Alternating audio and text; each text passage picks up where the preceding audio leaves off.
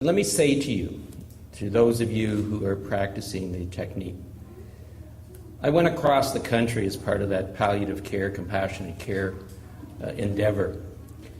From Moncton, I was supposed to get to Halifax, I missed that one, but I went from Moncton on the east all the way to Victoria on the west. And in addition to that, we took a large number of witnesses in Ottawa. And I at times had to restrain myself from being overly enthusiastic about the benefit we have in this community of having hospice here. Because what I heard, and I said that with some humbleness a number of times, we really do have the most advanced palliative care hospice services in the country, in this city and county. What really struck me, though, and this is really the message that I want to give to you today, is over and over and over again, we heard horror stories of communities that are not serviced the way Windsor is.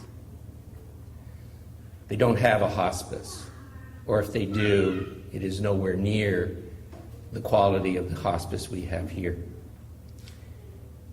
And what you do, those of you who practice the technique, is you add to that experience of people who are going through end-of-life experiences, chronic care experiences. You provide them, which so many other communities can't at this time, you provide them with that level of comfort, that inner peace, that so many other communities don't. And so I was quite happy today when I was asked to participate in this, because I wanted to give you that message. And I wanted to say to you, thank you, to acknowledge the work that you do, the volunteer work that you do, and that comfort and inner peace, that spiritual, in many cases, experience that you give to those of you you are working with. I have to say I've lost a number of family members and in-laws, and we always strove to provide that support system so that as they went through the end-of-life journey, that they knew they were loved, they were cared for, and you do that for them day in, day out.